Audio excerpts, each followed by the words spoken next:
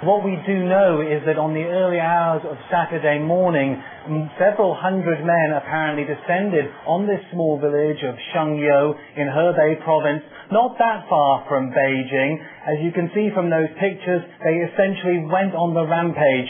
6 people were killed, many more are injured.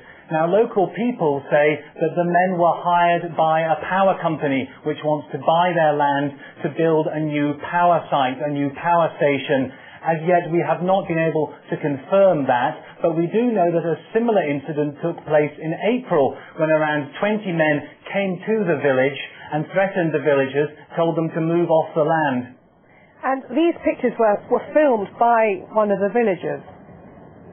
That's correct. We know that they were filmed by one of the villagers, then passed to a journalist, and now we see them here. And we know that there's already been quite a stiff reaction, if you like, from Beijing, which is unusual. They've already said that 2 officials have been dismissed.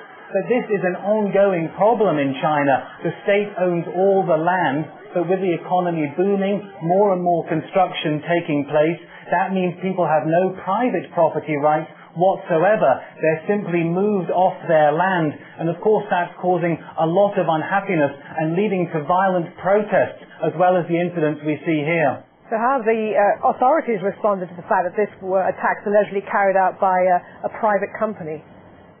Well, they say that as well as dismissing these 2 officials, that they're also launching investigations, but barely a week goes past without some kind of incident like this happening. And the government, because it's based in Beijing and China is such a vast country, has a very difficult time keeping a handle on these sorts of incidents, because it's very difficult to keep control of the bureaucracy at various different levels. And that means that really so often this land is up for grabs, and the losers are the poor people who live on it, who have very little political power at all and have very little ability to protest about what is going on, other than to try and make some sort of protest which is noted by the Western media. But really they have an extremely difficult time to get out and let people realize exactly the situation that's going on here in China at the moment.